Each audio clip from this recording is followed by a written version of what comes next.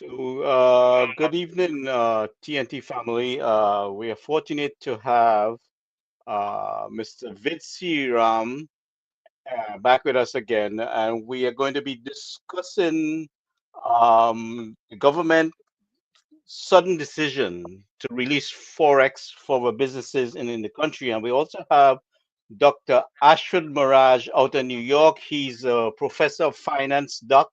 Right? Am I correct? Professor of Yes, finance? yes. Yes, in New York. And so we have two financial specialists here on board with us here tonight.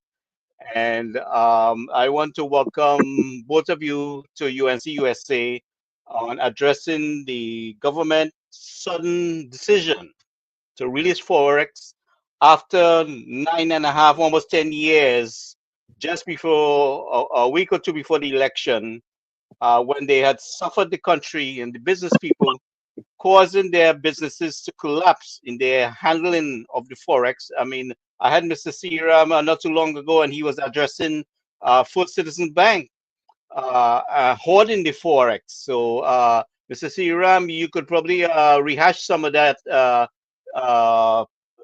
discussion that we had before what was taking place. And I want to welcome you to the program. So I will start with you, Mr. Seereeram, and giving us an update what you see happening in Trinidad and Tobago at this point. Thank you, Gary. Since we last spoke, I looked at the level of foreign exchange, surplus foreign exchange being held by the banks. Excuse. And quite frankly, it's probably around 2 billion US dollars excess. Excess meaning to say that these amounts are over and above their US dollar deposits. When you look at Scotiabank had no excess US dollars over and above their deposit. So it means to say a bank in Trinidad can conduct their business and satisfy their clientele without what I would call hoarding US dollars. In the case of FCB, over the years they've been building up a excess stock of foreign exchange for two reasons. One is that they are paying deposit interest on TT dollar deposit of less than 1%. They can take those same TT dollar deposit and buy US dollars from the market and buy US dollars from central bank. They are not obliged to trade. In other words, they are not obliged to sell. So they are building up stocks for the simple reason, in my view, is that in anticipation of a devaluation, they would have a windfall profit. If it goes to 10 to 1, they will make over 300 and some million dollars in TT dollars in profit. In the meantime, they're getting a good return on that US dollar investment, probably a positive spread between 3 and 4%. So they are very well positioned. The question arises, should a national bank be hoarding US dollars at a time of severe shortage crisis? That is the issue. And in my view, it is no, for several reasons. One, they are given a trading license. If you look at their license, it's a trading license. That means to buy and sell. So they ought not to be hoarding US dollars. In many countries, there are laws against hoarding. For example, hoarding of rice, sugar, basic commodities. In Trinidad, while there are no specific laws, one can argue that since we import 94% of our food requirements, hoarding US dollars is no different to hoarding rice, flour, sugar, and all the basic food that we import. There's no difference. So they are starving now the general population and business community of hard earned foreign exchange. We have to ask the question, who owns that foreign exchange? In my view, it is very simple. If you have possession of any item, any asset, which can be taken away from you at any time, then it is not yours. Central bank has the privilege or the authority to cancel any of the bank's trading license in foreign exchange. So tomorrow, central bank could come and tell FCB and any other bank, sorry, we have taken your license. Please surrender all your foreign exchange, and here's your TT dollars instead. So we have to look at this as foreign exchange is owned by the citizens of Trinidad and Tobago and is being managed by the central bank as agent of the citizens of Trinidad and Tobago. So, giving that background, I think there are two major sources of foreign exchange. One is the banks, but that's maximum only two billion US dollars. And we'll put that in the context as to what the government is now proposing. And the second source of those US dollars is that the life insurance companies are allowed to hold 25% of their portfolio, investment portfolio, in foreign assets. So that's another source of US dollars because government can change those ratios at any point in time. I have not researched it, but I suspect it's a substantial sum from the insurance companies as well. Let me pause here and then we could deal with any questions. Dr. Maharaj, you want to jump in here a little bit? Yeah, yeah. Because if they're hoarding for an exchange and they're only getting 4%, that is bad business. Because your inflation rate is maybe 4 or 5%,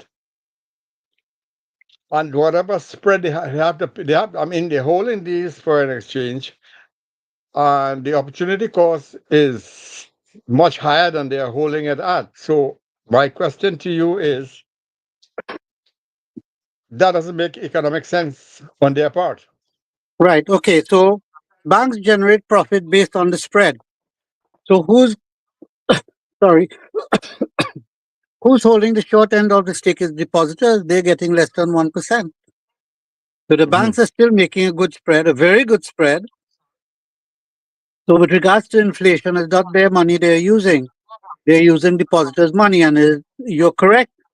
That's another issue by itself. Whether depositors should be getting a rate less than inflation rate, Mhm. but they're making a nice spread, a healthy spread. Which Mhm. Dr. Maharaj, by the way, if you invest in U.S. Treasuries or even government TT bonds, there's no capital requirement for that. That is zero capital requirement. Yeah, that's right. Yeah, just waving to somebody here. You go ahead. So yeah. So So it's where the, the depositors is feeling the brunt of it. But nobody's taking the seeking the interest of depositors, and that's another issue where central bank has surrendered. They have surrendered their duties in terms of ensuring fair play in the market. Mhm. Of course, they could argue, look, supply and demand, etc., etc. But there are ways to manage supply. There are ways to manage supply, and this is where our regulators are falling short as well. Because a No. depositor, remember, a depositor, an individual, they are not they are not cohesive as a force to say make a pitch for increased interest rates on their deposits and so on, and you're relying on the regulators to do that on your behalf. so But oh, you're I correct. have seen the length of time that this government did what they did to the business community and the ordinary citizens in the country, suffering them for a little bit of forex. Even when you're traveling overseas, you have to have a certain amount of money and just giving you like a $200 and it's still like pulling teeth. But we're doing that for almost 10 years, and all of a sudden, in an election year, 2 weeks before the election, you decide to unleash all this foreign exchange. What kind of mama guy and gimmick is this? Well, Gary, in my view, is very obscene, and I think we have to look at legislation. any major decisions like this 6 weeks before an election, there should be a pause. There should be a pause because this now, apart from the electioneering, when you look at the numbers, this is not practical. Now, I can make a promise, you can make a promise, Dr. Maharaj can make a promise. The question is it practical for them, for us to keep? And I'm saying, given the numbers that we are facing, is not practical. So therefore, this is a false promise. And I think individuals, not just politicians, individuals should be held accountable for promises they make. Individuals should be held accountable because it impacts now as if this is manna from heaven, that all these problems will be solved. And if PNM is saying that, look, we can solve the problem of FX, don't worry, $50,000 will be available for each of the SMEs. We have 20 to 25,000 SMEs. How can they satisfy that? I've heard too many complaints of certain kind of businesses who allow the forex for the past couple of years, and the small and medium-sized business was suffering tremendously with buying the raw materials for their business. They have caused tremendous amount of loss, far as I can tell.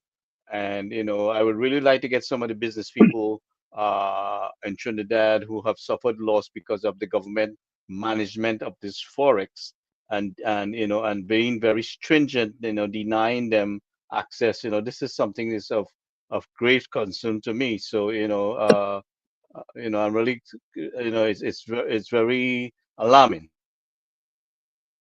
But you're correct. I mean, there's no control. There's no attempt to manage this scarce foreign exchange.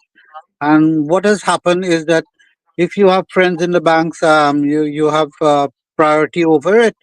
Um, and if you ask the banks, please expose what is the criteria you use in dispensing foreign exchange. They don't have one. And I come back to the point: is who owns the foreign exchange in the country? And I am saying it's not the banks, because if tomorrow central bank can tell all the banks, and there's nothing to stop the central bank from saying so, all the banks, we have pulled your license, and we go back to the early 1990s where we have the ECO system, where central bank now, as a central regulator, will determine how the scarce foreign exchange is allocated. You know, Ved, I want to say two things. Number one is I was before you came on, I was telling Gary that after your call election, anything you do after that should be factored out. Should be factored out, yes, because people should be smart enough, and I think they know. I think Trinidad people know that if a government does something and such drastic intervention in public policy, then that should be discounted and they should be not taken for a ride, because anything they do after they call election is an election gimmick. And we have to factor that into the voting public mind so that they would know that this is a gimmick, take your money and still vote your conscience. So all these things they are doing after they call election is a lame duck government that is trying to do public policy when they had 10 years or 5 years, how many years before to do that.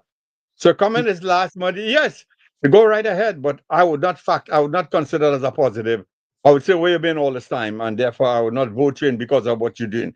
Because I know what you're doing. You're mischievous, you're trying to win an election, you're trying to pull your wool over the people's eye, and they're smarter than that. So I think Trinidad people are smart enough, like I was telling Gary, that they're educated and smart enough to factor in that kind of muzzling and that kind of wool over the eye that is being pulled by the PNM.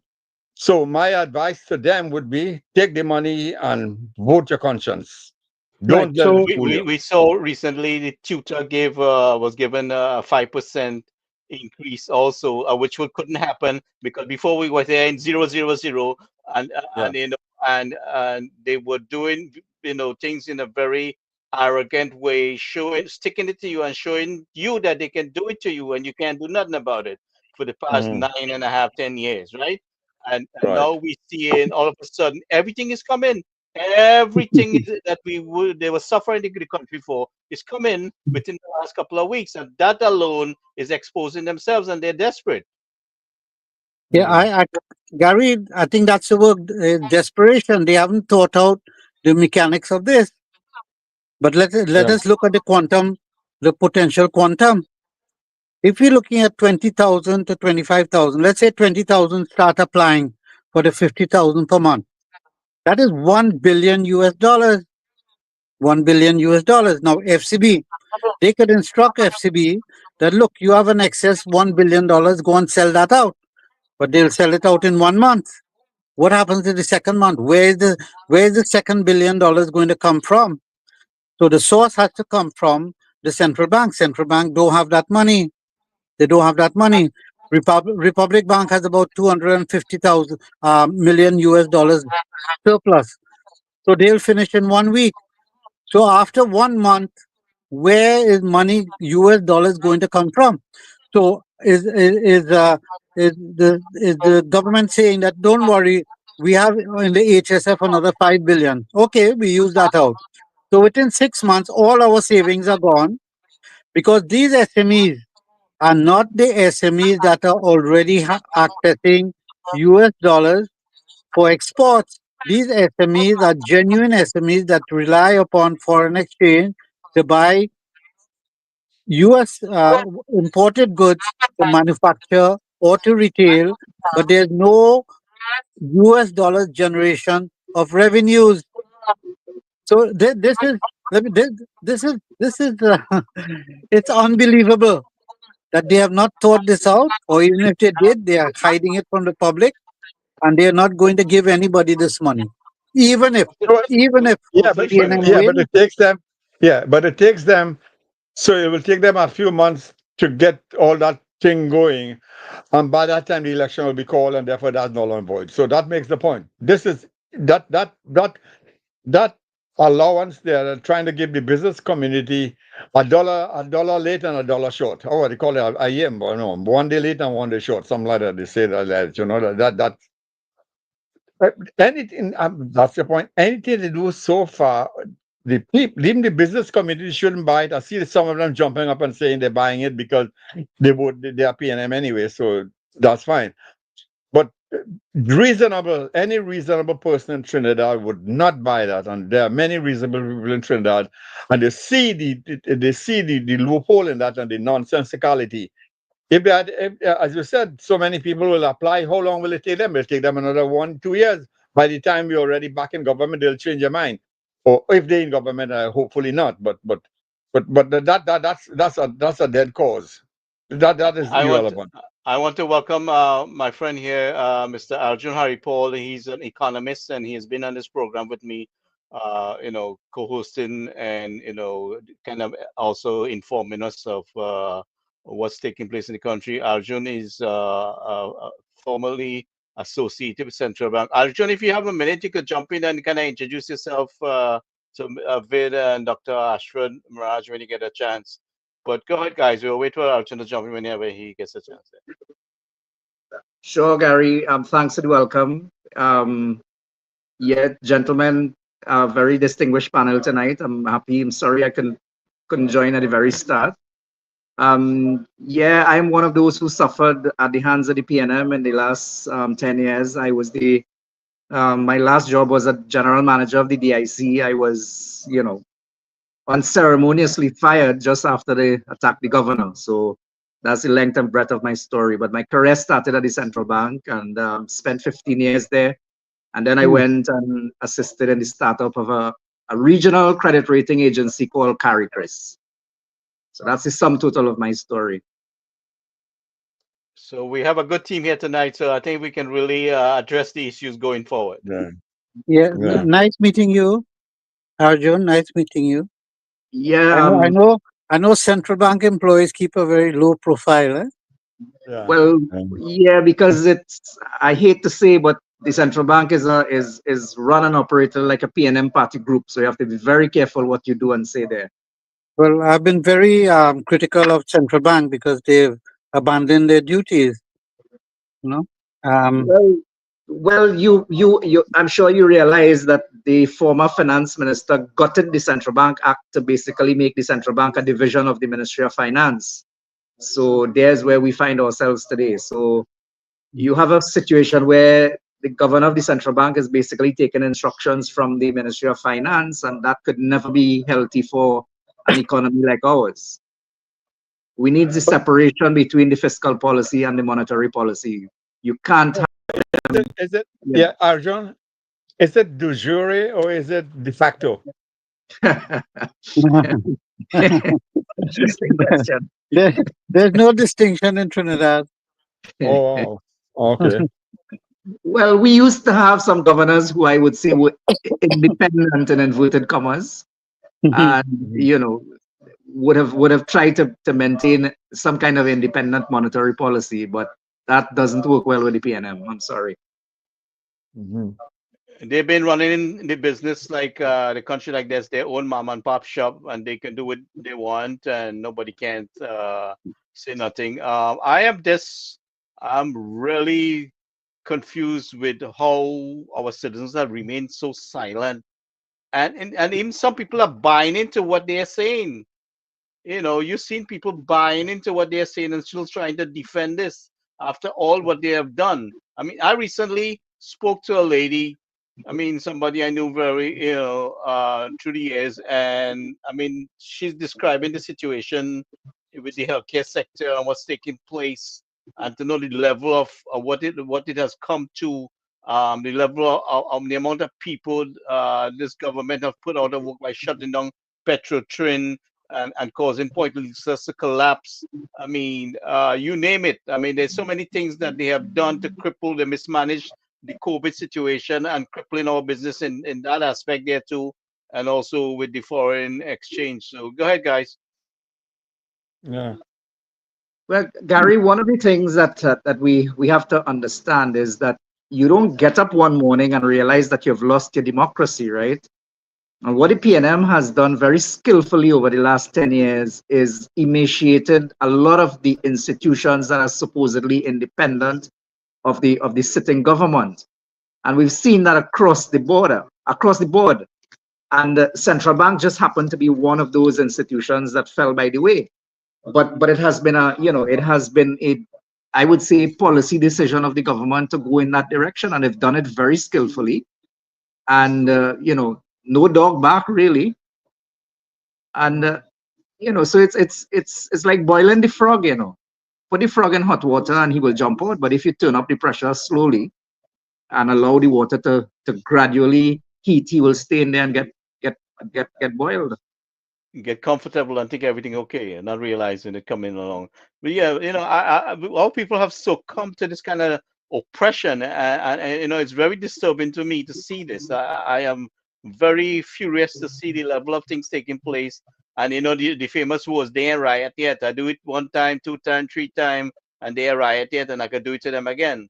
So now they're out there, bring this youth man here, wanna be prime minister out there and trying to be everybody's friends after he oppressed them and acted like a dictator and bully people. Now he's trying to win their favor and kissing and hugging out there.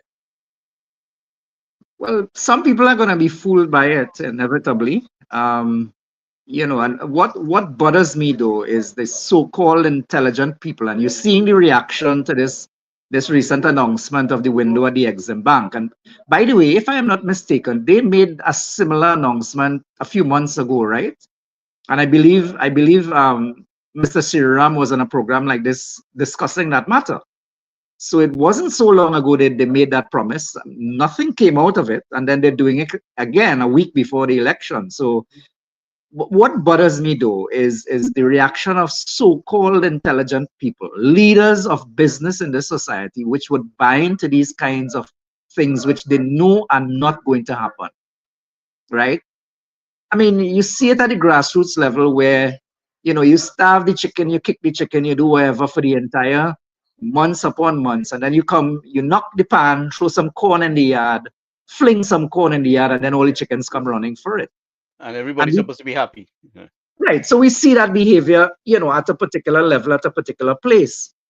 But for this so-called intelligentsia of the country to be reacting in the way some of them have been is really, really disappointing. It says to me that to hell with country, we don't care about where this country is going to go, because a lot of them have houses outside of Trinidad Mhm. anyway, and they can pick up and leave whenever they want to.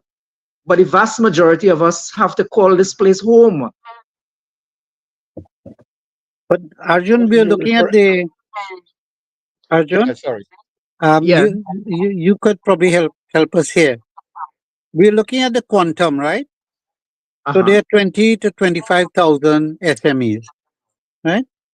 Let's say 20,000 apply. They apply. Right. Now, according to the structure, they said only through FCB and Republic Bank. That's what they Right. said, right? Right. Now, what's the logistics of that? You think something is going to happen within 1 week? How do they determine? Is it first come, first serve? Do they have the resources in place to attend to 20,000 applicants? Well, before you even reach there, the SMEs, the majority of them are not going to qualify. Their That application will get thrown out at the very door, that is true. So because I'm just saying they won't have updated financials, they won't have audited financials, and so on and so forth. So their applications are going to get thrown out at the very door. So this is so transparent. It's not funny. exactly the point. This is almost a Jerry Lewis approach to managing the country. It's not practical. Secondly, okay, let's assume 1,000 applicants come into FCB tomorrow. Well, what is the criteria that they're going to use to accept or not accept? So all these things. So I am saying, do you hear what I'm saying? That this is not practical. Nothing is going to happen. Even if something happens within 1 month, 2 months, at some point they're going to grade their HSF to satisfy this demand. Fortunately, it will be so frustrating that for so many persons that they're not going to treat this seriously, even if they believe that it might be workable in the beginning. It's going to flounder, it's going to fail, it's going to fail. And this comes back to my thought in the beginning. Why are you making promises that you could never keep? Structurally, it's not possible. It's just not Because, possible. yeah, because it works. It has worked in the past. We hope it will work again. And they keep on doing it year after year, every 5 years and every how many years. But So it has Dr. been Maharaj, working in the past. So why not do it again and again and again? I don't have a problem with that, but 10 years, since we were Yeah. small, we heard about the sheep and the wolf, Mm. and he learned it with the second time he called wolf. Nobody believed him. So I think they were Mm. much smarter blokes centuries Mm. ago compared to what we have now. But the Really? major problem, I'll tell you, in my view, the major problem. Any country that has developed a middle class, they suffer from mortgageitis. In other words, they will speak among themselves and but they're afraid to take a step forward and make a claim, oppose. They're scared to make, for the simple reason they run the risk of losing their jobs, and that's a real problem in Trinidad. We're seeing it happen all the time. Arjun himself admitted he was a victim of such a thing, and that has permeated society over the years. And it's a whole British system that we have inherited, and we failed to change. There's nothing on meritocracy again. I work with two banks, and I could tell you one Canadian who operated a business as an old colonial, and an American bank. American bank, they're not scared. Once you perform, you're given a promotion, etc., and you're recognized. So I think there's a big difference there. You could have told your boss after a meeting to say, could not have done A, B, and C, and I've seen it, witnessed it, where they had that freedom, and therefore only in those societies they will progress once you're able to tell your boss, look, or correct your boss. But in Trinidad, you dare not do that. A minister, you only have to think what a minister wants, and you start implementing. We don't have PSs again, like before, who could talk to the minister and say, look, these are the problems I'm seeing. Maybe we should consider another alternative. And central bank and all the government agencies are the same. And that's our major problem. That's our major problem. And that problem that you're referring to has exacerbated in the last two terms of government, in that you have a situation now where the government remains the single largest employer, and you're hinting at that, and that in itself says something. But now there's a scenario in the public service where contract employees are probably, the number of contract employees is probably almost the same as the number of career public servants. And that is, again, that is not by accident. When they have you on a 1 year rotating contract, you dare not speak up against the government. You can't. You can't. Exactly. Exactly. But if you think Trinidad is bad, 70% of the working population in Tobago is employed by the THA. 70%. Exactly. I think that probably is higher than Saudi Arabia. Yeah. Well, you But all have been listening. one has Yeah. to hope, one has to hope that our population, our voting population, has become politically aware and politically more matured, so that the racial bogey and all of those things that worked in the past will have a lesser impact as we go forward. One just has to hope. I mean, as I said, I this is my home. I want to live here. I want to make a life here. And I just have to live in hope that people are going to put aside all of these things and vote with their conscience. You have to hope. I think we have, Arjun, I think we have to educate them and kind of reiterate things until it's sink in their head, because sometimes you say something 10 times and it still don't sink into some people's head and they don't get it. That's why we try to beat at it here at this program and reiterate things. Speaking of we have faced so much different categories of discrimination along our 62 years of independence, that they don't seem to understand how much they have crippled us economically, and this kind of a bias and small-mindedness has really damaged the country. And if the people, which we are hoping, vote and choose their government wisely, we're going to do some drastic changes to how we manage things, and kind of put some resources in boosting those industry that can help feed our nation, especially the infrastructure, agricultural infrastructure, which we are definitely need some tremendous work, because we should, in this stage in the game of what's happening in the world, we should be focusing on creating mass food production, because we have not really done that over the years. We could have used some of that oil money to deal with the infrastructural issue with the flooding and manage that, and water management and contain that water. There's a lot of things to be done, and the food production.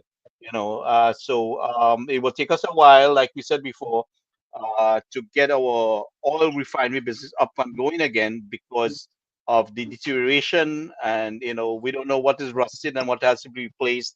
The um, former minister of energy, Kevin, said that we would have to look into some upgrading the technology too. So I want to welcome MP and former I would say former MP, new candidate for Caroni Central, and our deputy political leader here, Mr. David Lee. Thank you for joining, MP Lee. Good night, Gary, and good night, your guests and your listeners Let out me there. just make this Thank point. you. Hi, Yeah, hi, welcome, hi, Dr. Dr. Lee. David Lee. Hi. So we have I Dr. Maharaj, we have Arjoon, which you known a long time, and Mr. Seereeram, which you also will know, and Dr. Yeah, Ashford yeah. Maharaj is out of New York. He's a professor in finance, and so go ahead, gentlemen. yeah, I Welcome, was Mr. sorry. Go ahead.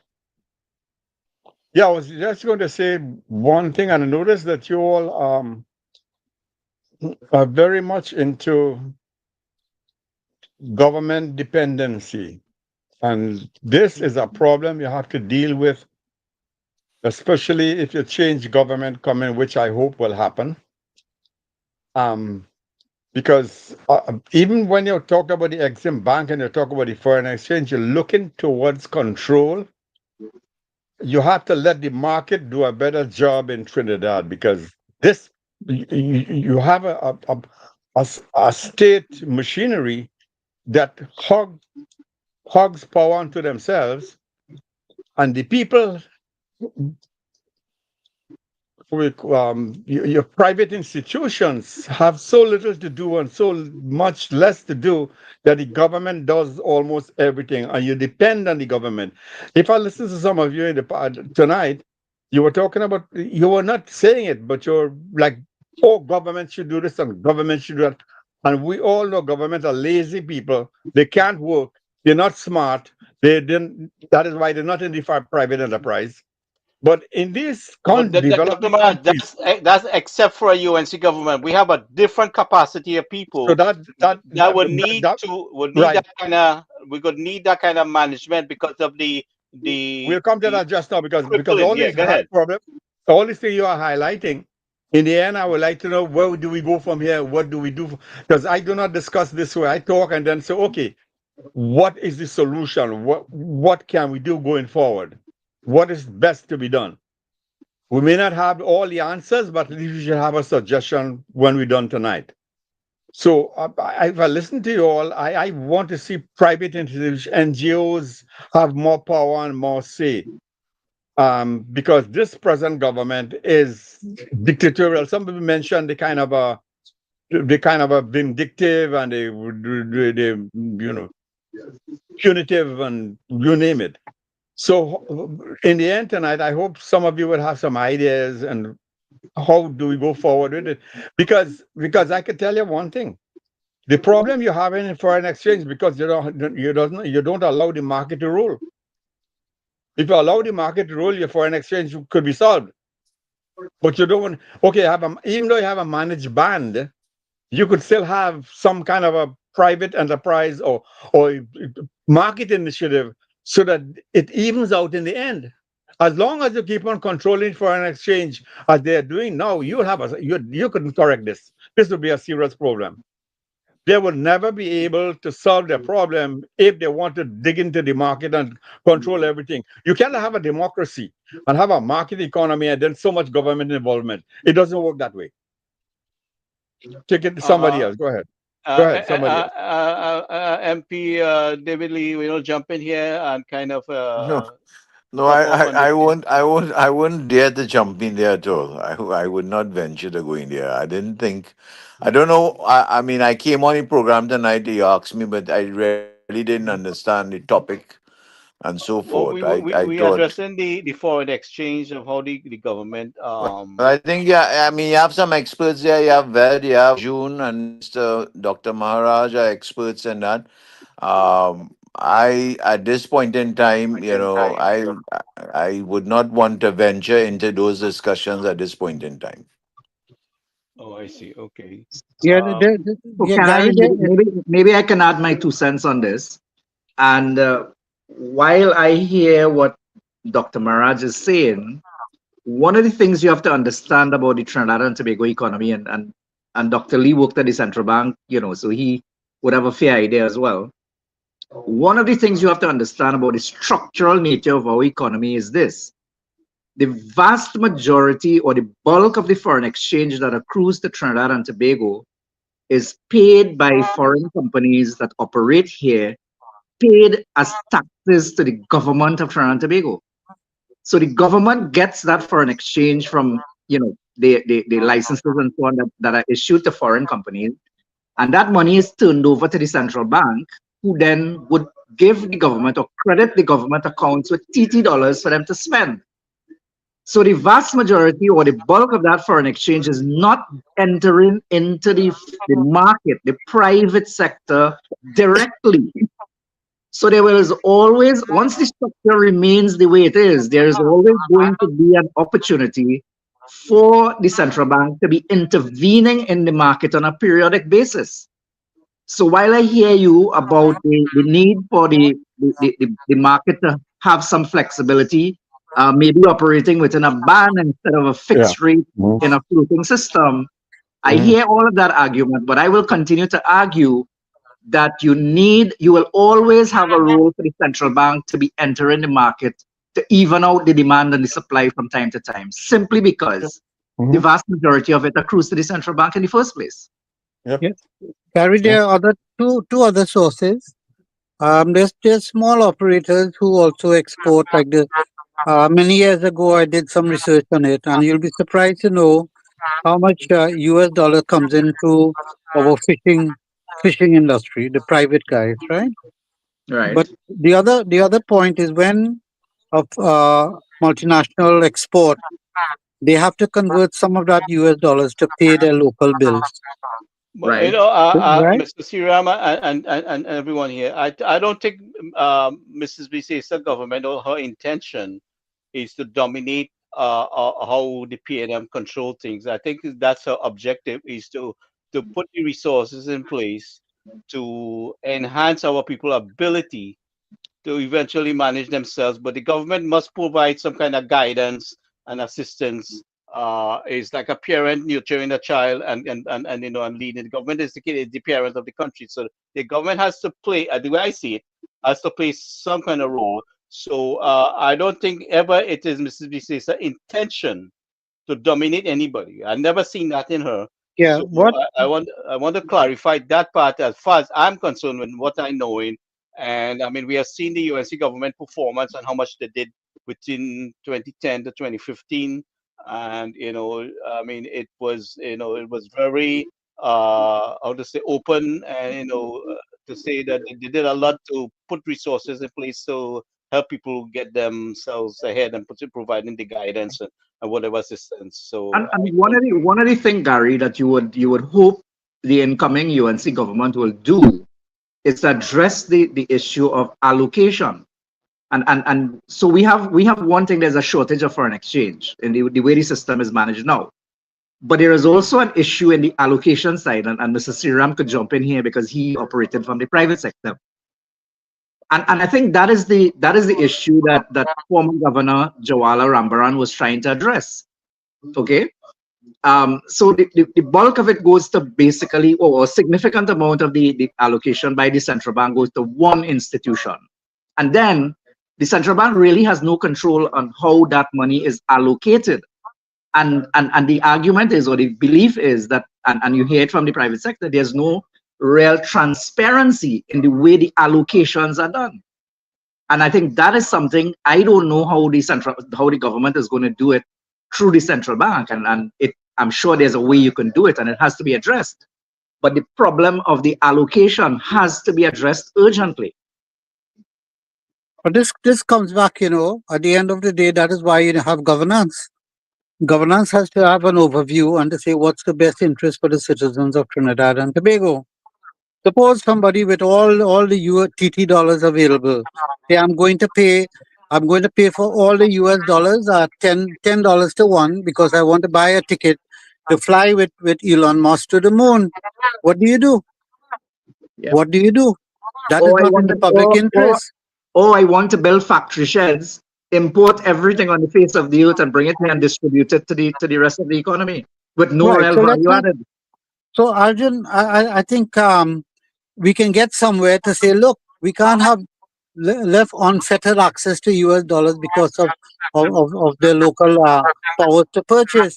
So we have to say, okay, if you don't want to devalue the dollar, that's one way, but you cannot have the I think the politicians already say, Ms.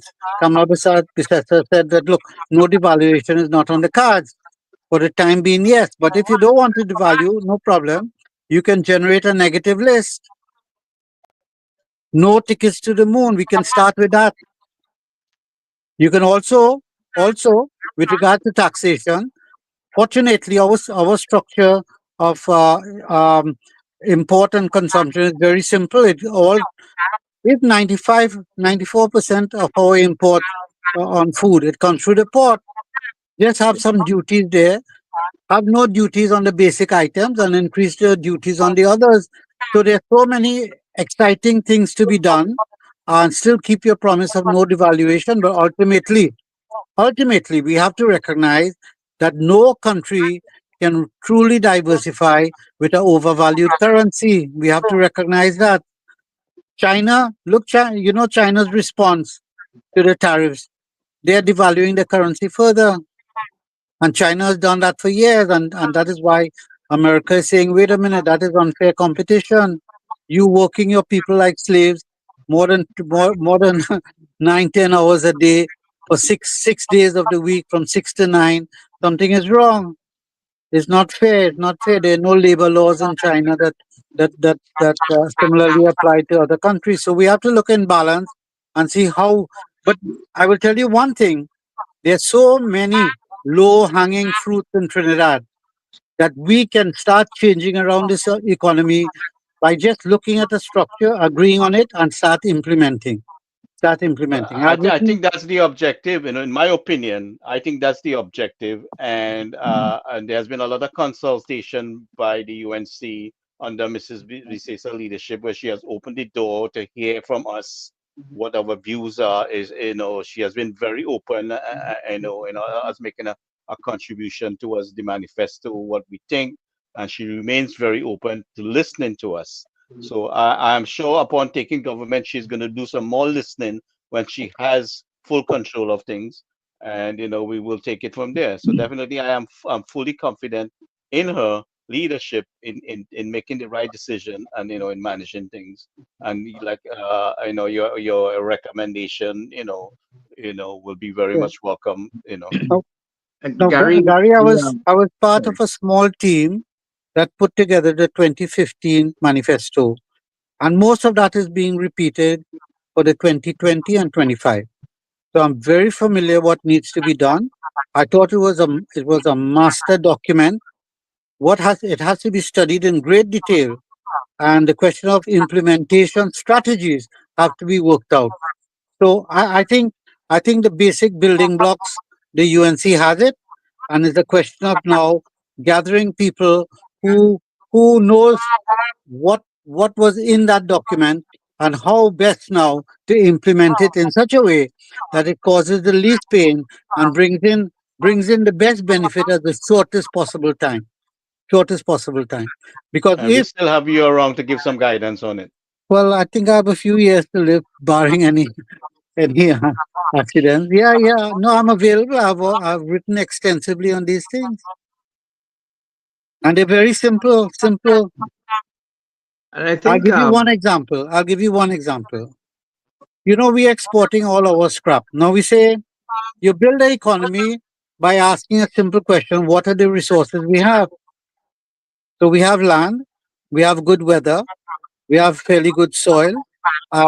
So how do we start building an economy based on the resource we have? But another major resource that we don't consider and is scrap iron. Scrap iron. Also, all the scrap and waste. Waste. We have a tremendous amount of waste, perhaps among the top 10 countries in terms of generating waste per capita. All those things could be converted to very valuable items. So we have the raw materials. Is how we can move forward with it. We should be self-sufficient in food within 5 years. That should be a target. It should be a target. I've been studying the sugarcane industry over the years. I can tell you, machines have been developed over the years. I'm seeing the development over the years. Over the last 20 years, I've been studying it. And you have walked behind cane cutting machines that two persons could harvest 40 tons per day.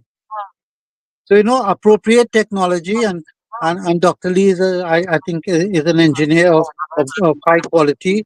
They will understand we should start back the refinery immediately. It may not be on the size that we had before, but definitely to utilize our local our local crude and immunize ourselves from the international market, the volatility of the international market.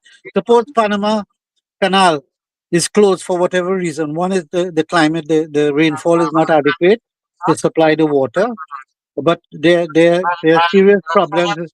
There are serious problems there with the Panama Canal. And Ved, when I when I look from the outside in the inside, I notice Trinidad have lots of resources, as you mentioned, including human resources, which is a fundamental driving resource to take you forward to the next 10, 5, whatever number of years. Um, we have, Trinidad in particular, have been doing lots of work, studies and otherwise, trying to map a way forward. Where you all fell down many, many times is you just couldn't implement it. And take, for example, the last government, when the UNC was in power in 2010 to 2015. They had all these bright ideas, but you cannot, the people of Trinidad, I would say this, that the people has to take some blame for not allowing the UNC government to continue for 5 and even another 5, because 5 years is just enough to undo the mess that you met. You need another 5 to stabilize and another 5 to build. You just cannot give them a 5 days, like as the CPF people will do. Give them a 5 days and then expect magic to happen. Doesn't happen that way. So all these ideas you all have, and every the university have some, and you Ved mentioned a whole lot, and I'm sure that our Arjoon have lots of ideas. You all in Trinidad have lots of bright ideas. It's just they cannot be implemented for whatever reason. I know you may not be able to tell me what that reason might be or reasons might be, but if somebody could tell me what we can do going forward to making sure we get this thing off the ground, I'll appreciate that very much. So I will listen. Thank you. So could I interject a little bit, uh, Dr. Please, Maharaj? go ahead. Mm-hmm. You see, implementation Mm-hmm. when I worked at Citibank, I was in charge of product development. Product Mm-hmm. development, right? I developed over 15 or roughly about 19 new financial products. Persons who spend 30 years in the banking industry and not produce one financial new product, right? Now, how you implement? You say, okay, you have an idea. You don't have to go to any committees to get input from this one and that one and the next. You map it out and say, okay, we're going to try it. We're going to try it. So there's an immediate trial period. You don't wait for full investigation by the experts to tell you if it's good or bad, but you start implementing. And I'll show you one simple thing. Now you don't want to implement and lose your shirt. You're not betting the bank, you're not betting the country on it.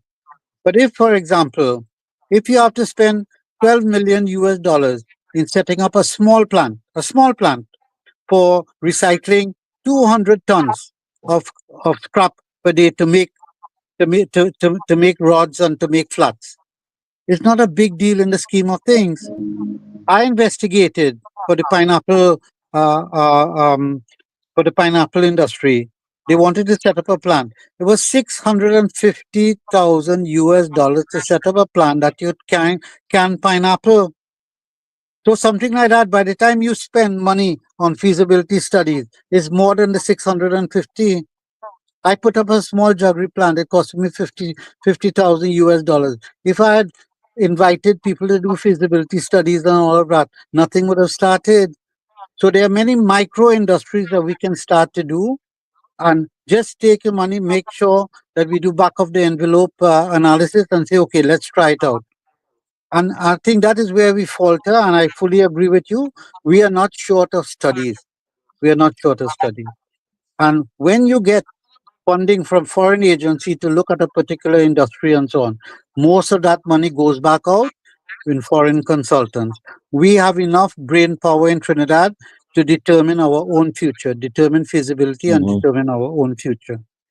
I'll I give you think one last example. if we cut out the corruption and the mismanagement of how we do things, I think we can get ahead quite a bit. And I think that's the objective of the incoming government under Mrs. Bisesa. Yes, I agree. I agree. So many things can be done. Many things can be done. Look at tire industry. The tire industry, we produce over a million used tires per year. And do you know 70% of our value of tires in the casing and we throw it away? That doesn't make sense. It doesn't make sense. I've listened to her plans and her discussions, quite a bit, and I think she has all the right intentions and the plan of action to get us ahead, get us out of the mess we are. There's no lacking of experts around her. It's just the people have to make that right decision on April 28th and realize this is their life that they're playing with, and you cannot make the wrong decision and put the and cause this government to get back into power, because then you'll be in a worse of a situation. I personally experienced enough people crying out to me for help, and I mean, I wish I could do more than I'm really able to. So I understand the needs of the people.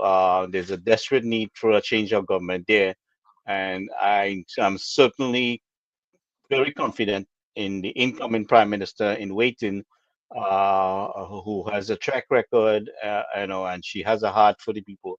So definitely, we want to see this government get ahead, and we have all the advisors, including yourself, Mr. Seereeram, and we have Arjoon on the ground there also, and Dr. Maharaj is available from New York here. So there's a lot of people, ready to assist. So we do want to encourage everyone to come on board, and join in her in taking government. Yeah, one of the major, I would have investigated several financial fraud, and this is massive fraud. You're dealing with billions of dollars stolen from the treasury, billions of dollars being stolen from the treasury, from state enterprises, and so on. And one of the important structure to do is set up a special finance department within the central government that will oversee all borrowings or financial transactions being done by the state enterprises. That is extremely crucial because you have unscrupulous investment banks dipping their hands in the treasury at will. And I can prove it by way of evidence. And that is why the government, and particularly the prime minister, she must have very sound advisors with her for the simple reason it is financial area is somewhere there could be significant leakages from the treasury if it is not well managed. If it is not well managed. And I'm dealing with billions of dollars. Billions. Well, I'm sure we're going to have to do some investigation, and a lot of investigation, and plug in a lot of leaks, and like yourself and Arjun, who are familiar with this kind of category of things. I'm sure that you guys would be able to assist. To answer the last question that Dr. Maharaj raised earlier, and I mean to address it directly, I think what you really need in terms of how do we go forward and where do we go from here. I think firstly we have to install a prime minister that has the political will to take the country forward. This last prime minister really, we said it in 2015, we said it again in 2020. He did not have a plan. Really had no vision for this country, no vision in terms of where he wanted to take us. And in the last 5 years, basically spent 5 years telling us that good times are going to come with Dragon Gas if we hold strain and be patient until mid 2027. That's basically where he was taking this country. Prime Minister Manning, who was there before him, you can say many things about Mr. Manning, but at least he had a vision. Whether it was realistic or unrealistic, he had a vision. And then came the UNC in 2015 and in 2010, and really only lasted 5 years. Did a lot of tremendous work in that period, but unfortunately was not allowed to continue.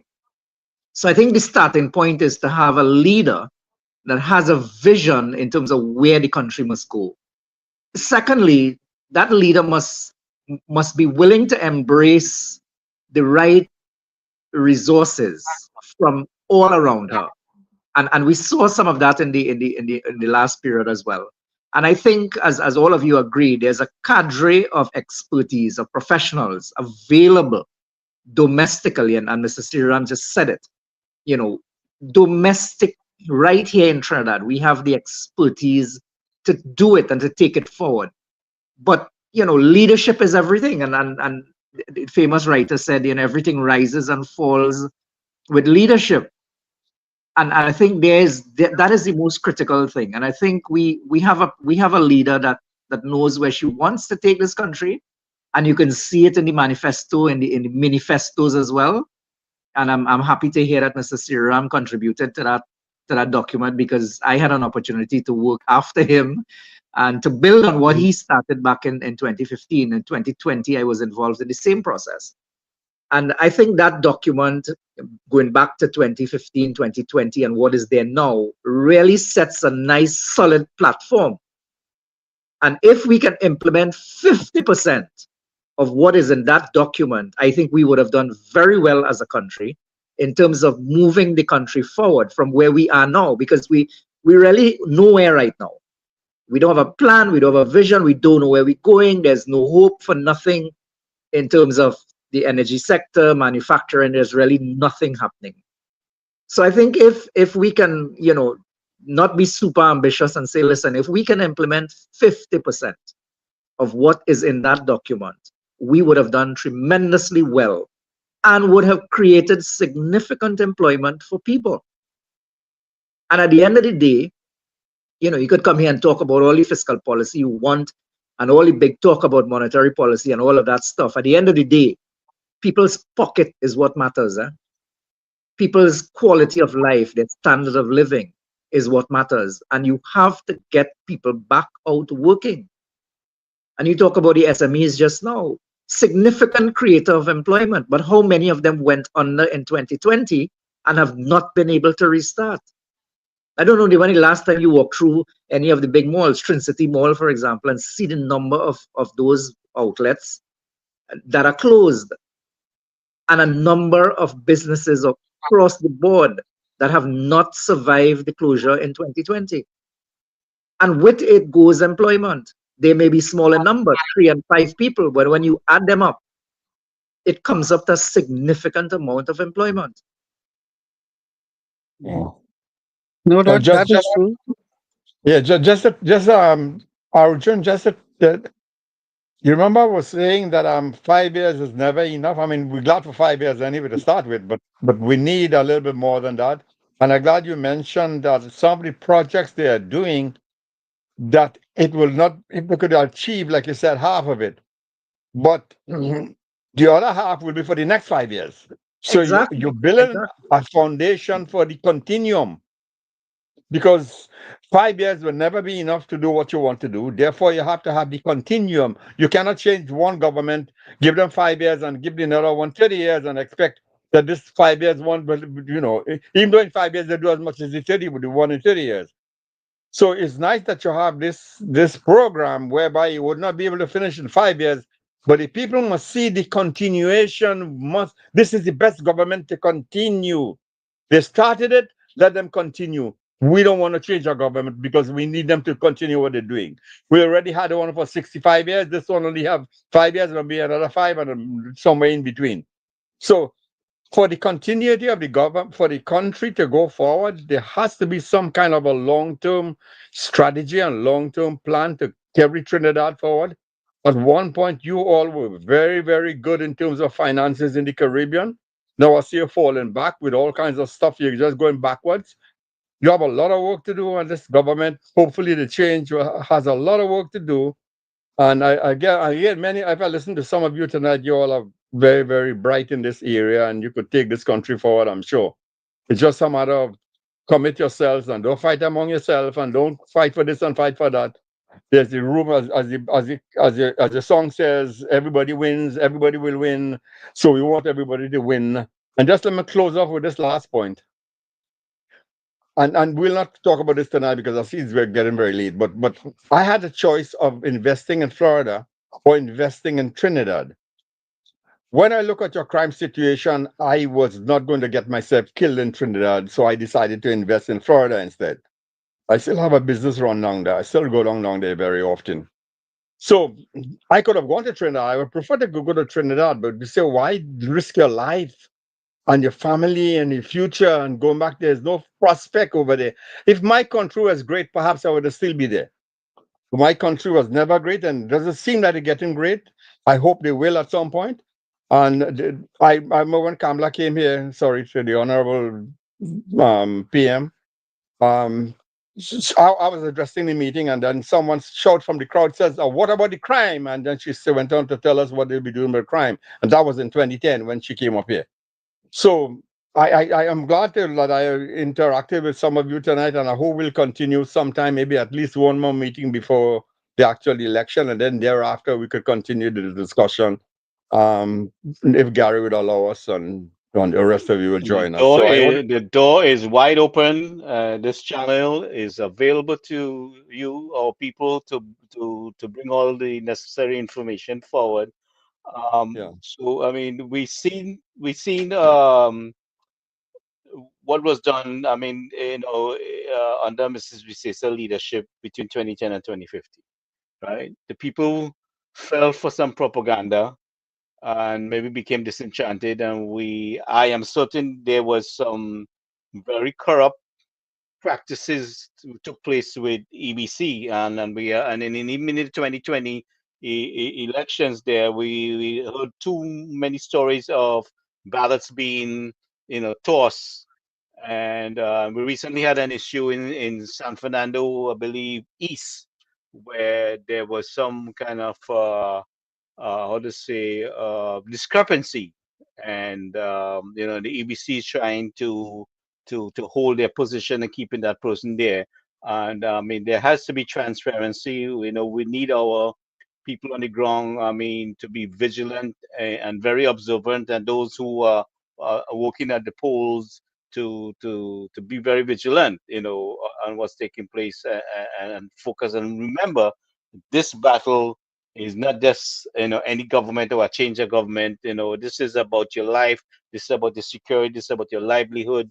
So you have to take this very seriously. There is no open wide door here in the USA under this new administration, and I don't know what's going on in Canada. So fight for what you have in Trinidad and try to build just like everybody else build their country. We are lending support from overseas. We are lending support to the fighters the best of our ability, and but you guys are the actual soldiers on the ground. So it's in your hands, and we will support as best as we can. So go ahead, gentlemen. Feel free to add what you want to at this point. Well, thanks, Gary, for giving me an opportunity again. Um, I'm looking at this thing very positive because all over the world they have major problems all over the world. Um, and Trinidad is not the worst of it. I think we have a fairly good infrastructure that has been developed over the years. It's a question of now redirecting the economy that in such a way that persons could go back to work in a meaningful way and ensure the disparity in income is not as large as it is, and that's one of the main reasons for social problems, income disparity. If all those things can be addressed in a holistic manner, I think we have a very good future. For the simple reason, there are lots of investments to be made in Trinidad and Tobago, and we have not touched the surface. We are still depending and hoping on oil and gas. And whilst that's good, one of the studies have to be done. Are we getting the best from that industry? And I don't think we are. Dr. Lee would be in a good position to tell us from 1 to 10, 10 being the best, whether we are getting our share of the pie, fair share of the pie. I don't think so. Yeah, Um, Dr. Lee had to leave us. He had to go attend a meeting. In fact, he was in between meetings and just kind of jumped in a little oh bit. my, yeah. So I'm Yeah. saying we still So have to do that research to see whether we're getting the best from the oil and gas industry. but there are so many other so exciting projects to invest in Trinidad and get people back to work in a meaningful way. We have a political leader and future prime minister is very open-minded, and I think she has all these intentions, and we have to give her that chance, to have the freedom and the support from all of us, in getting this job done. And she has the right intention. She has all the good plans of action laid out. It's just a matter of putting it into play and getting the Mhm. collaboration from all of us and the support from all of us so that she can get the job done. In the next couple of days, we have 6 more days, or basically 5 more days Mhm. before the election. So I want to make use of those days. And any one of you can join me to help educate and keep the drums beating and the information and get our people thinking straight, because there might be some people who are not certain what they're going to do because of all these little pop-up parties that showed up. And Mr. Pandey told us one thing that was very important: it's a two-horse race. And in 2007, he also asked us if we want to be a big fish in a small pond, or we want to be a small fish in a big pond. And we need to analyze that, think very hard about securing ourselves, and don't make the mistake and make the wrong decision. Make sure and come out and vote. As Mrs. BC says, asks you, she asks you if you can transport people, do whatever you can help to get the votes out, and she will reimburse you. She will take care of you because by putting a good government in place, making sure you have a good economy, good security, and a future. She did speak a lot about investing in our people, and I've listened to some of her meetings there, and I listen as much as I can. And I mean, everything that I can see is that she had all the right plans in place Gary, you had mentioned the COVID, right? Now, a case has been filed against the AG and the Minister of Health for that COVID because vaccine. with the Yeah, COVID vaccine. Well, there's yeah. more cases should be filed, but go ahead. Go ahead as you open that topic. Go ahead. No, I know somebody very well who has spearheaded this matter and is finally coming out. He's done a lot of work to show the ill effects of the vaccine itself. That it was a never tested and tried and proven. It was an experiment. So What? I Yeah, think but the forcing of people to do that, and it exactly, was, and it caused exactly. hurts from around the world. In fact, there were doctors scared to even have any conversation about this because they were being chastised and how to say muzzled. But But if you have an effect, you have an effect. I, It should I not will I be will like that. I will send the outline of the case to you, because Right. this is a matter where the incoming prime minister did mention that it should have been um, not forced on anyone. And if you noticed, the Trump has reinstated all the army officers who were deprived of a job because they didn't take the vaccine. Yeah. Well, beside that, speaking of COVID, we have a guy that's running for prime minister, and this guy was very instrumental. He was the mastermind in locking our people out of the country. Not one minister had any say. He was heartless. He bullied and threatened our people for complaining, even though he didn't want to hear that, what their conditions were. All right. They locked people a year and a half, almost 2 years out of the country. I personally dealt with about 600 of them. My God! Okay. But this, And I have the information, the communication between me and those individuals, for the level of suffering that he has caused. We had people in the Middle East trying to get back to Trinidad. Some were forced to New York. They reached halfway somewhere in Europe there, and they had to go back all the way to the Middle East because they couldn't get a U.S. visa. All right. We had to find money for hotel. We had to find money for food. We had to top up people food. We had to see how they get medicine to them. Right. A lot of people who just came out here for 2 weeks. This guy, I want this week. I'm calling on people to come on board so we can deal with this guy and expose.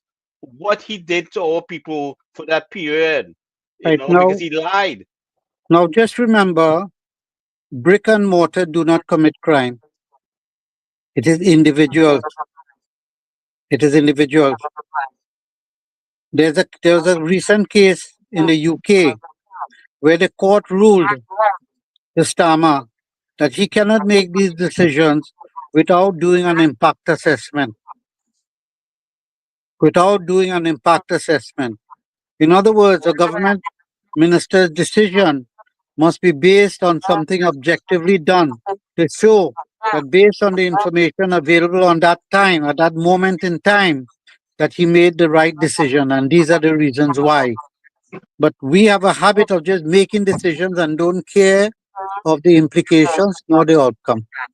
And I think this is where some of the cases have to be filed against these people as individuals to defend their position and compensate those persons who have lost.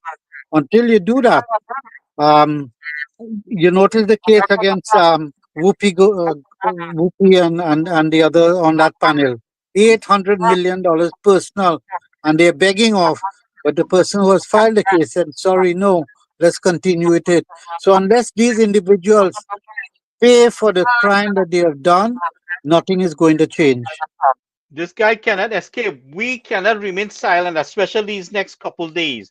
This man has caused tremendous amount of suffering and hardship to our people, like locking them out of the country. I try to encourage this government. I said, let's utilize the secondary schools and bring our people home instead of leaving them in harm's way, because it will be much feasible, right? For people to support their own family home in quarantine than having them locked out of the country, homeless, in freezing conditions. You don't know when the next meal come in. They had to worry about renewing their visa because they don't want to lose the American visa and violate the visa. So they were thinking about, do I buy food or do I renew the visa? I mean, there But was so much things to tell. You Gary, know, this is where a class action can be filed against these individuals.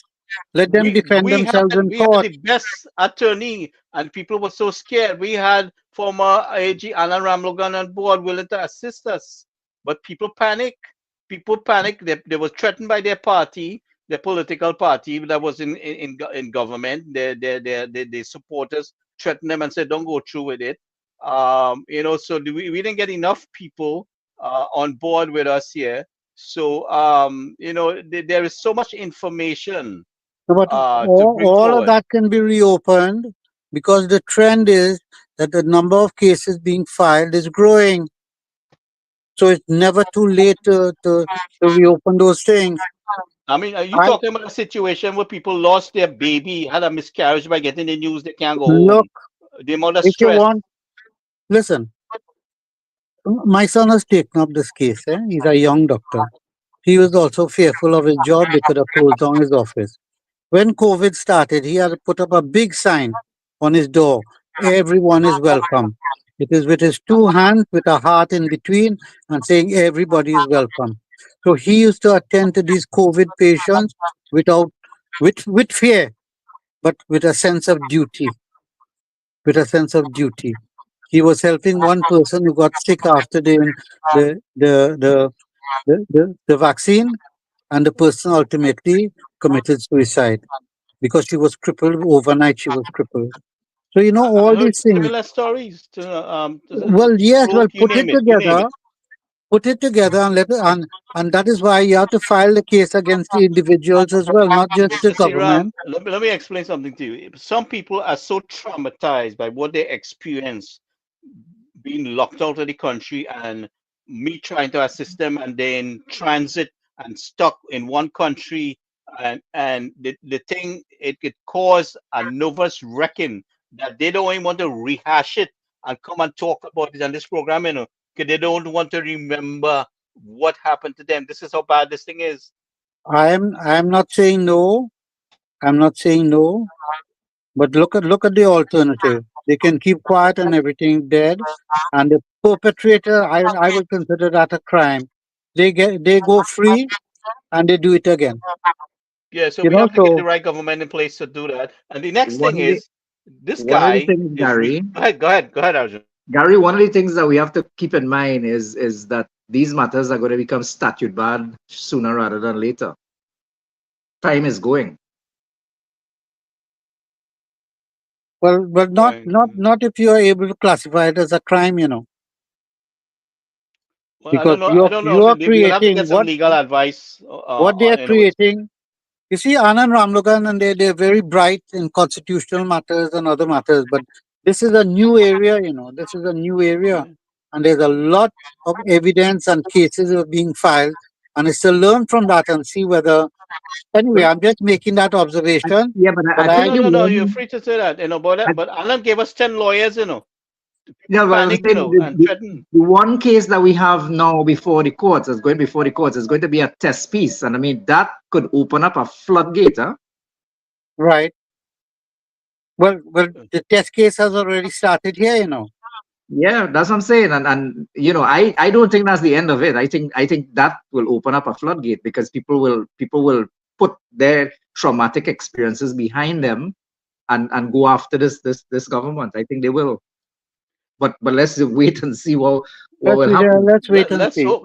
I know we have to take, like I said, we have to take the next couple of days to bring all this information forward to cause people to stimulate their thinking, remind them what we're dealing with, and remind them what kind of government we're trying to help get in place. A government that would not lock them out of the country, a government who has a prime minister who has a heart for them, but also, But Gary, um, I think it, yes, Gary, I think you should make another attempt to get a few of those people who actually suffered that kind of fate, because for them to tell their stories, and I know it's difficult for them to do so, but make one last ditch attempt, because if we can get these people to come on board, we know the story, but we telling the story is much different from they telling their own stories. yeah, yeah. Well, Like I said, I have all their complaints in black and white. WhatsApp message and email.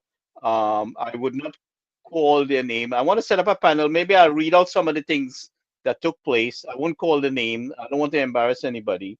Yeah, Because there but was one of reach out to some of them, and we can keep it anonymous. I mean, we can yeah, we can have them on the program, and they can yeah. remain anonymous. Several told me they don't even want to remember. It's too traumatic for them to even no, it's remember I about the traumatic. hashtag. No, I no, know, I I, understand. I understand that it's very traumatic. You just want to And forget it and move the on. other thing is the diverse situation. This guy again. Now he's the minister of energy, and he's also minister in the prime minister office, right? So he had all Yes. the authority. He was former minister of national security, so he has some kind of a knowledge of how to go about things. We in Trinidad and Tobago have this wonderful relationship with the United States, Canada, UK. We just get all the resources from Southern Command to train our people. I really don't know what they're doing with the training because I haven't seen anything substantial to rescue any people in the 100 years, right? In the 100 years that we doing this oil drilling, offshore drilling in the industry, right? We haven't put anything substantial for rescue, underwater rescue. We're running underwater pipeline. We're doing all the welding underneath. So we had an accident recently again, which was like deja vu, with this Mr. Pete Phillips, right? I don't hear anything about them finding his body up to now, Hmm. right? So There, we don't have the rescue in place and we don't have the recovery in place. hmm. And we have this wonderful relationship that we brag and take photo up with the United States and the Secretary of State and this one at defense and this one and that one. And we cannot pick up the phone, right? And call for help. Let me tell you something. I had one incident after the COVID situation kind of.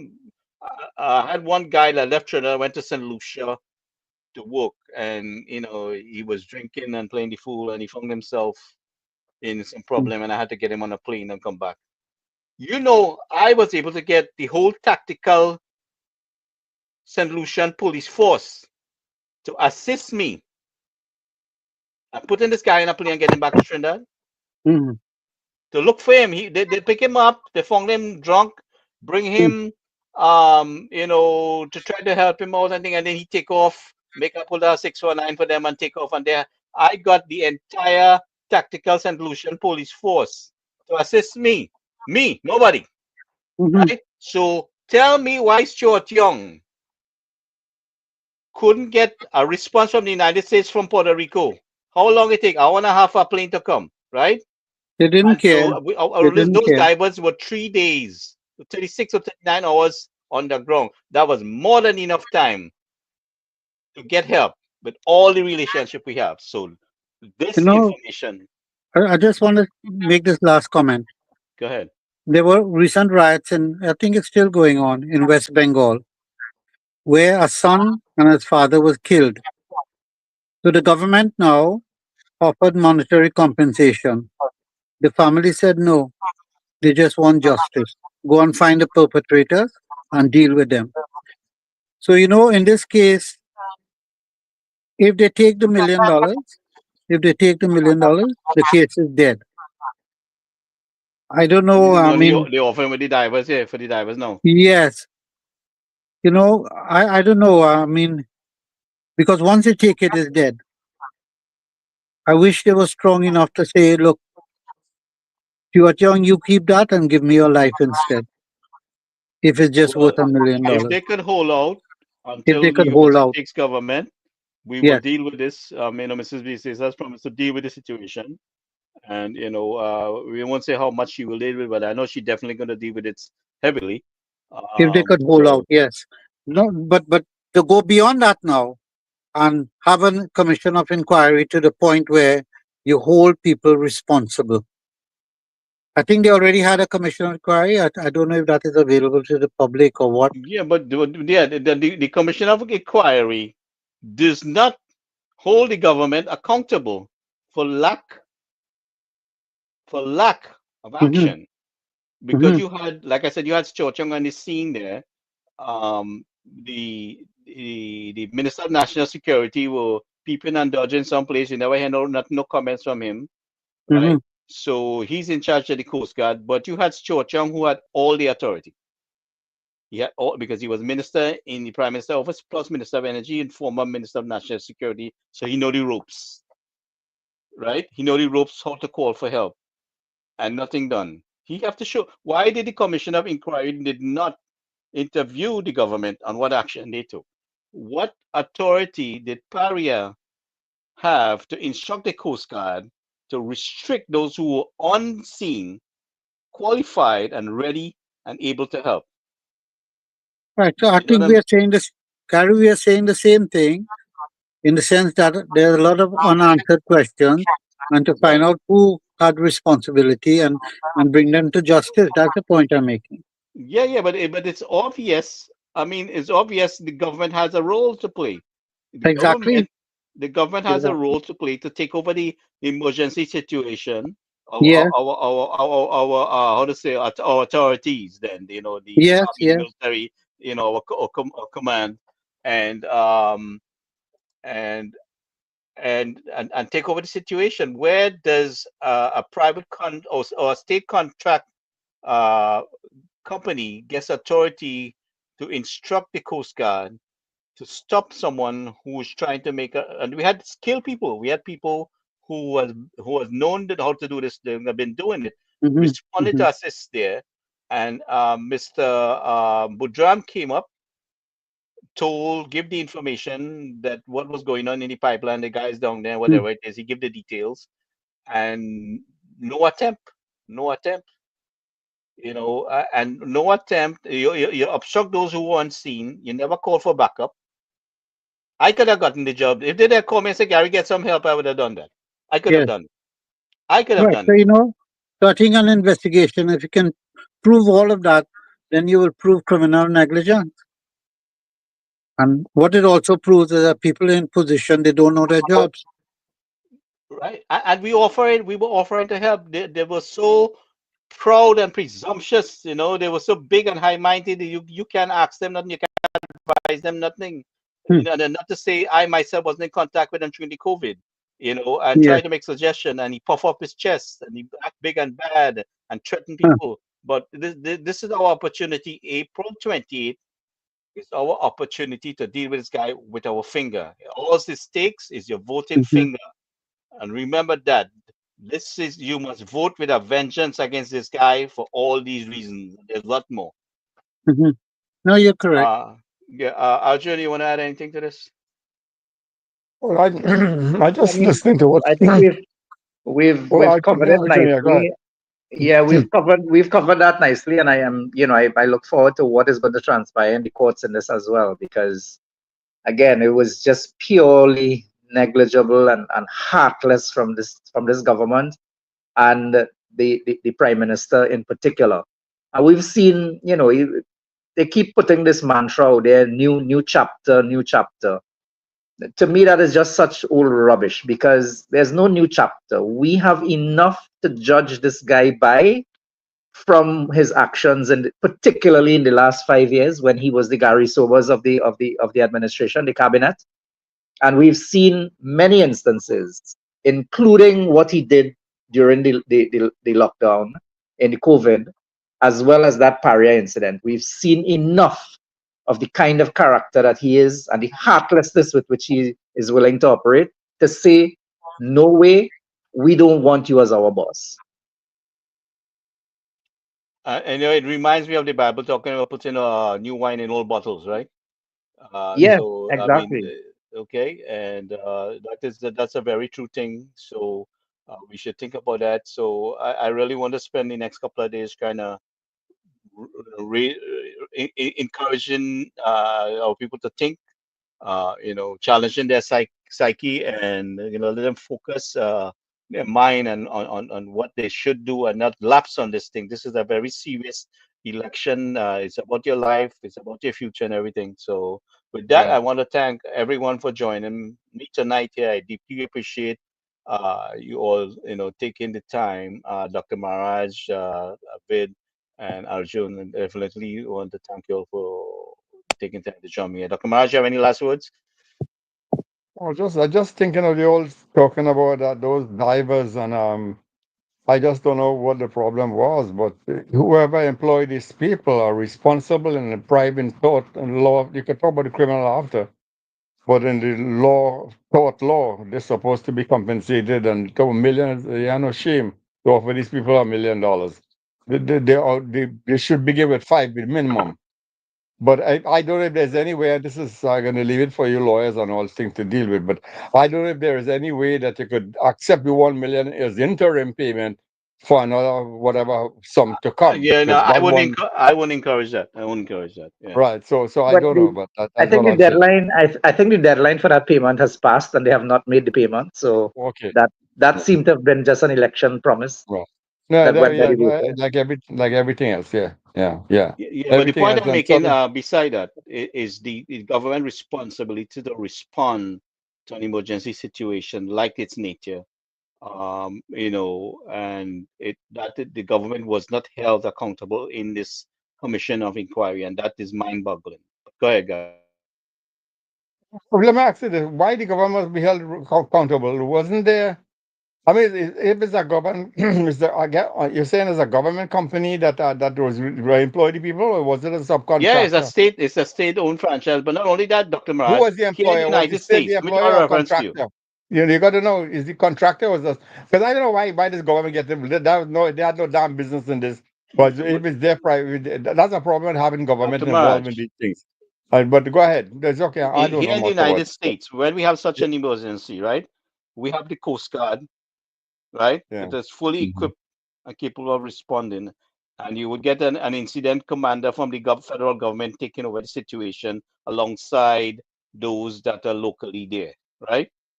Yeah. The government has a role to play here when it comes to the security It have and a role to play, responsibility. but what the money, where the payment, where the money is concerned, whoever the employer is, No, they're no, no, I ain't talking about responsible. the I money know yet who the there. I employer ain't is. talking about the money. I talking about the responsibility to respond to the incident, to take over the incident. We had the main people on board there who had the authority to call for help. We did not put nothing in place over the 100 years that we in the oil Gary, business. Gary, I understand what you're saying. The That's looking rescue, for culpability. We just want to know these people who are employed with somebody, and the law, tort law would say what should have some compensation from day one. So this thing about government want to find anybody want to find out what it doesn't matter. Five people lost their life. What's the offset? the What's the government did nothing. What's the offset? 3 days, Whoever is the 3 days, they employer, alive, is the 59 government they're hours. responsible? Whoever the employer is, what's the offset? these people should be have family and all of that. This is go ahead. I don't know much about it, so that's What all. I'm trying, but the point I'm making here is number one, the people who came on board at the scene didn't get a bottle of water from the government too. All right, Right. nothing done, and that is my But the issue with government it. was the employer. You said they were the employer. Yeah, they were the employer, the Okay. overall employer, because they own Paria. But I am forget the employer part. I'm talking about the responsibility as the state to address an emergency situation where the state in control of the Coast Guard. Our Coast Guard is not equipped and prepared to respond. Our Coast Guard was utilized to restrict those who were capable on the scene with No, whatever little skills they had. but Gary, and I think you're heading in the right direction. The question of who was the employer is really of little significance. No, what happened on the day was that the government took control of the accident site. The government took control, even though they had given the job Our Coast to Guard, a our subcontractor. security, yeah, Yeah, our security forces are supposed to take control there. The state security forces, who has commanded the Coast Guard, is more responsible for taking control of the situation. and they did, and they did. They took control. Yeah, by preventing people The from rescuing minister, them. the minister was there personally directing the traffic. He was there on site. He was So it is there. a question. Is there a question? We don't know who is culpable. Is that what the question is? Who is culpable, or is it what? No, not no So matter who's Gary. culpable, the state was excluded on the responsibility on the COE. Okay. Well, the commissioner in charge of the COE made no bones about it. He said they're guilty of criminal negligence. Or what was the exact word he used? Corporate manslaughter. Was it that? Yeah, He corporate Mm. minced, manslaughter, I think was some of the he words. didn't mince any words on that. No, it's of course it was just a commission of inquiry. So it's now for the court to decide, and the matter is before the courts. Right. So compensation time, money. Let's talk money. Let's talk. That's all we got to talk. Money. Done. Yeah. Well, the government offered $1 million, without accepting liability. So Crap. it is. Crap. It is 1 million is nothing. But go ahead. Right. Well, I think he did respond later at a news conference or something, saying that it whatever the court decides, whatever that would act as a part payment. So if there's any more to come, the rest will follow. But the 1 million is given now out of sympathy for the sufferings of the family and whatever. Yeah. Let me ask you. This is a saying that because I think I heard Kamala said the other night. Sorry to call her Kamala, but she's not hearing me. Um. She was saying she will compensate the divers. What was it she really mean? Giving them the million, giving them what? Is that, did you all heard her say that? No? Yeah? Well, we'll leave that up to her when she takes government. She has to, Yeah. she has to do that, but she will take Okay, care yeah, of because I them was wondering much what she going to better. compensate them. What is it? Because my problem is that these people lost their life and they should be compensated already, but it's still too late. But something has to But be done anyway. But because and these she's people going to are put very some laws scary. in place also to hold persons responsible. Like the same All that corporate is fine, but it's still those 5 families still deserve to get a whopping sum of money. Money Well, can't buy a life, but at I'm least sure an she's offer gonna. is made. I'm sure she's gonna take care of that. Right. Much better And than it- this government did. I mean, this Of government course. only trying to do it so now because the election. Yeah, That's obvious. I mean, they didn't do nothing. These people couldn't get a bottle of water. no They value were on life. having barbecues Premium on to life raise is money, to feed themselves premium and on life different is things. cheap. People die in the well, street every day down there. We're killing one killer on another. They still can't find them. The well, value of your life is too cheap. if if you want any evidence that this was an election ploy, I'll just remind you that the former prime minister said about 2 months ago, maybe thereabouts, that he's not going to make any payments to the family willy nilly, and Hmm. that was just a couple months ago. Yeah. Suddenly, they are now prepared to make a willy nilly payment to the family. So it has to be Maybe. an election ploy. Yeah, of course, everything. I told well, before you all came, I was telling Gary, when a government calls an election, anything they do after that must be suspect. We know that. The people in Trinidad should know that's a ploy. We've been all this 4 years and 11 months. We've been all this time, arriving to do everything But in you know, 6 months and PNM six could weeks. do anything they want in Trinidad and get away with it, right? Because this is Mm. PNM country, right? Nobody could challenge them. Them big and bad, right? Anyway, I mean, Gary, gentlemen, I have to leave at this point. Yes, yeah, It was yeah, we all. nice chatting and sharing with you guys, and I hope we have hmm another opportunity soon. sure. Yes, I intend to put something Yeah. together. Thank you very much, Yeah. Yeah. Arjun. Thank you, Dr. All right. Maharaj, and thank you, Mr. Seereeram. We'll be in touch definitely. With that, Yeah. I will Good. say Nice good night, meeting you guys. everyone. Good Thank luck. you Yeah. for Good joining And us. best of chatting. Good wishes. night with everyone. Thank you. Good Right. night, all. Yeah. Take care Bye. then.